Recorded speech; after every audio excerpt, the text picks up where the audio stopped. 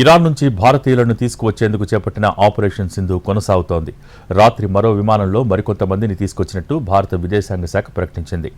ఇజ్రాయెల్తో ఉద్రిక్తతలు కొనసాగుతున్న సమయంలో ఇరాన్లో చిక్కుకుపోయిన 827 మంది భారతీయులను ఆపరేషన్ సింధులో భాగంగా స్వదేశానికి చేర్చినట్టు విదేశీ వ్యవహారాల శాఖ తెలిపింది. ఇరాన్లోని భారతీయ విద్యార్థులు, యాత్రికులను మొదటి విడతలో 110 మందిని తీసుకొచ్చారు. ఆ తర్వాత 290 మందితో ఉన్న మరో విమానం శుక్రవారం చేరుకుంది. ఇప్పుడు 2 విమానాల్లో మరో 537 మంది భారత్లో దిగారని విదేశాంగ శాఖ పేర్కొంది. ఇరాన్లో చిక్కుకుపోయిన భారతీయులందరినీ తరలిస్తున్నట్టు విదేశీ వ్యవహారాల శాఖ వెల్లడించింది. మరోవైపు ఇరాన్లోనూ భారత్ మానవత్వం చాటుతోంది. ఆపరేషన్ సింధులో భాగంగా పొరుగు దేశాలకు భారత్ ఆపన్న హస్తం అందిస్తోంది.